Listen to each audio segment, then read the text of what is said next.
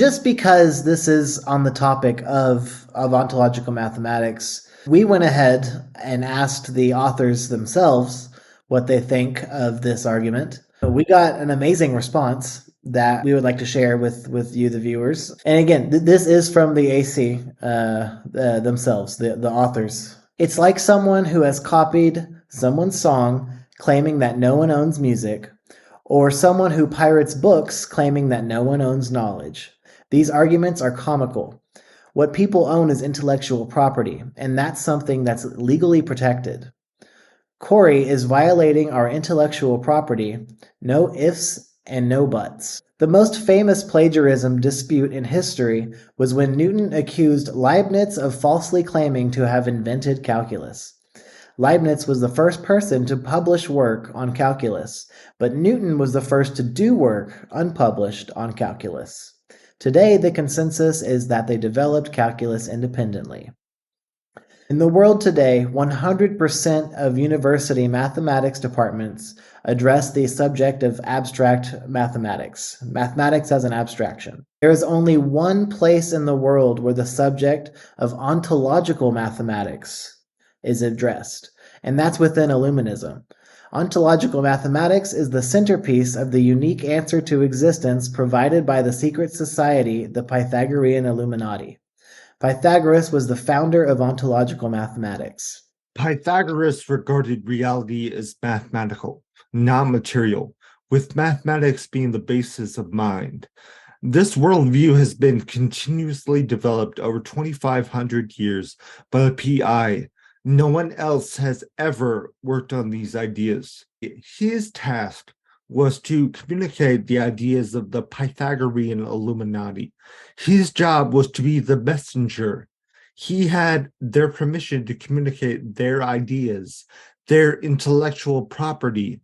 He was obviously given no permission at all to corrupt their work, distort their work, misrepresent their work, and above all, he was given no permission to claim that he had anything at all to do with the development of Aunt Math. He did not. Let's take a look at what Corey has claimed.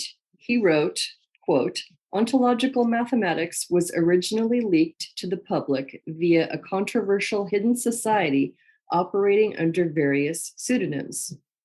Ontological mathematics wasn't leaked by anyone. It was explicitly published into the public arena by authors of the Pythagorean Illuminati. What sane person refers to publishing books for everyone to read as leaking? The leaking claim is a 100% lie. Publishing is not leaking." He said, "Since then, it has taken the world by storm." What? This is news to us. This is yet another absolute lie. No one talks about ontological mathematics other than the Pythagorean Illuminati and those associated people who have been part of the online Illuminist scene, most especially Corey. Corey wrote, "Nearly 100 books have been written about it by various authors, and independent ontological mathematics research groups are appearing around the world." This is yet another total lie. All of the books written about ontological mathematics have been by authors of the Pythagorean Illuminati and only two other people, NK, former leader of online Illuminism, and Corey, appointed to be the leader of the replacement for online Illuminism, namely Hyperianism. There are 0 independent research groups appearing around the world. We simply ask anyone to name one. There isn't one. Corey wrote, "Ontological mathematics and Hyperianism is a global phenomenon." Another total lie. Ontological mathematics isn't a global phenomenon, and nor is Hyperianism. Hyperianism has around 250 fanatical cult followers who are personal fans of Corey. Corey wrote, "We have made the groundbreaking knowledge of our system available to all by introducing the reader to the foundational concepts of ontological mathematics in an accessible way. Who is we? We are the Pythagorean Illuminati. Without the Pythagorean Illuminati, there would be no Corey talking about ontological mathematics. The world refers to Newtonian physics and Einsteinian physics. Ontological mathematics will be referred to as Pythagorean ontological mathematics for obvious reasons, and everyone will know it's about the worldview of the Pythagorean Illuminati. It will have absolutely nothing to do with Hyperianism and Corey, Morgue. Newton was responsible for Newtonian physics, Einstein was responsible for Einsteinian physics, and the Pythagorean Illuminati are responsible for Pythagorean ontological mathematics. Corey has literally zero to do with the development of ontological mathematics, yet he is trying to insert himself into this. It would be the equivalent of him trying to claim that he should be credited alongside Newton or Einstein in relation to Newtonian physics or Einsteinian physics. It's utterly comical. Of course, what has happened here is that Corey hates the radical philosophy of the Pythagorean Illuminati and wants to present his own hyper-woke ideology. He loves the ontological mathematics of the Pythagorean Illuminati, and this is essential to his Hyperion worldview. Corey, backed up by Susan Mitchell and others, wants to say that he has surveyed many different fields, and one of the things he came across was ontological mathematics, and this is just one small element in the grand synthesis that he, Corey, is responsible for, making him the greatest genius in the world. Seriously, this is what he's going for. He ignores the fact that all the parts of his grand synthesis, any parts that are any good, are already present in the 20 million word grand synthesis of the Pythagorean Illuminati, published across more than 200 books. But hardly any Hyperians have read these books, and Corey knows that and relies on it. He knows that they will believe that these are his ideas, and that's what he needs them to believe to get narcissistic supply from them. But Corey, on his own website, has already blown himself up. He wrote, the author of the Unity document, Morgue, came into contact with what have been called secret societies and is bringing a system of timeless knowledge to the public so that the world and its people may reach the next step of their evolution and become whole. We are presenting to you a hidden system of unity that has existed timelessly. It was given to the highest minds of your people, where it was guarded in secret to be protected from fracture. Here we have Corey's own admission that others, secret societies, as he says, which of course are actually just the Pythagorean Illuminati, are the source of his knowledge. He talks about the system being given to the highest minds of your people. It wasn't given to anyone. What, by aliens? It was developed by the Pythagorean Illuminati over thousands of years. It had nothing at all to do with Corey. All that anyone has to do is read the books of Mike Hockney, Dr. Thomas Stark, and the other PI authors, and they will find all of the substantive content Corey relies on.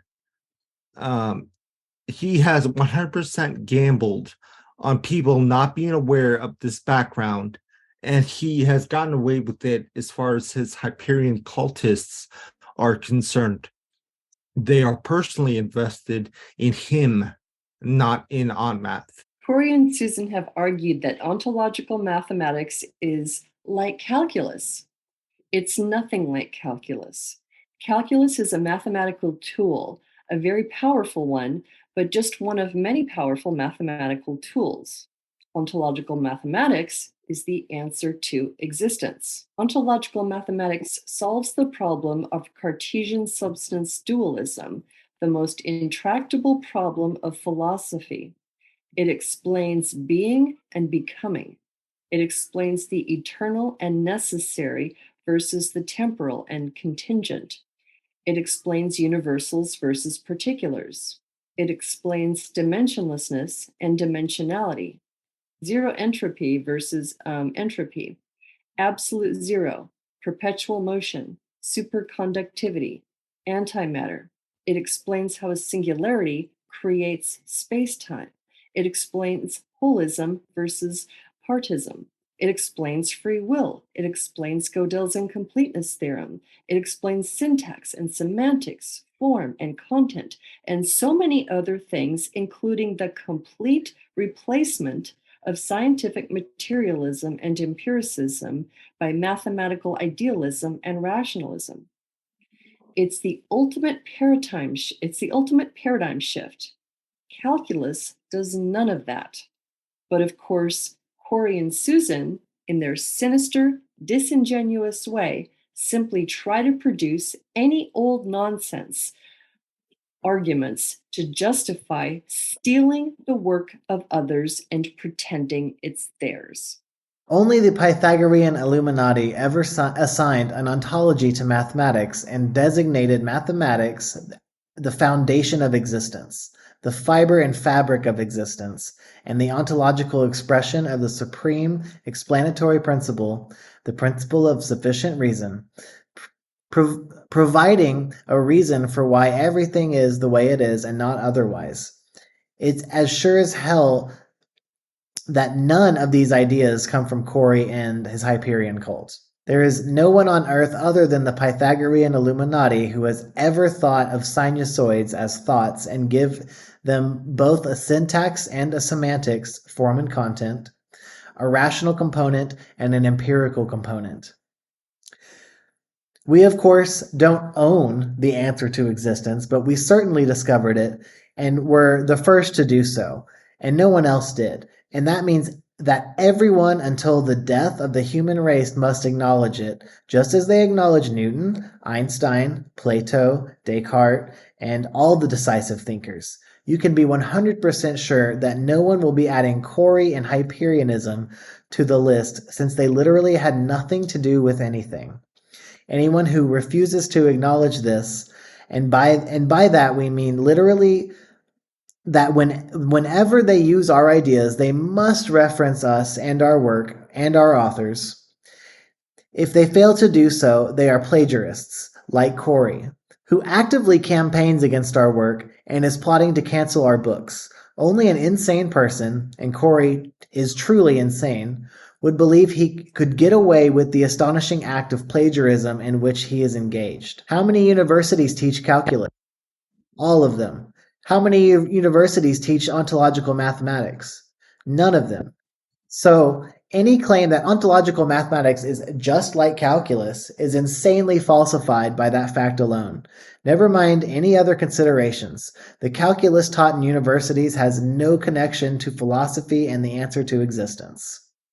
So, in a nutshell, the Pythagorean Illuminati, and only the Pythagorean Illuminati, discovered the absolute answer to existence, and no one can now, until the end of history, not acknowledge that fact when they refer to the ideas produced by them, by the PI. If they fail to acknowledge them as the source of this entire worldview, this entire mathematical answer to existence, then they are automatically plagiarists. And that's exactly what Corey is.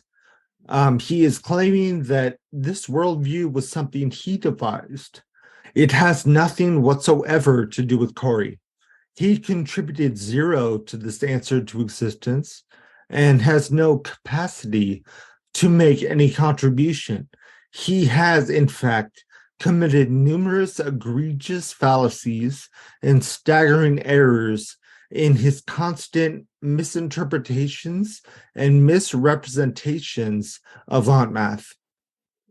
Corey, of course, has never been to university, so has no clue about what you are allowed to claim and what you cannot claim. You cannot claim you have made any contribution to ideas that you have provably made no contribution to, since those ideas provably exist in the public domain before you ever arrived in this scene. We solved the problem of Cartesian dualism, that is named after Descartes, of course. Nothing will ever be named after Corey because he made no contribution to anything. No one owns anything regarding reality, that's for sure.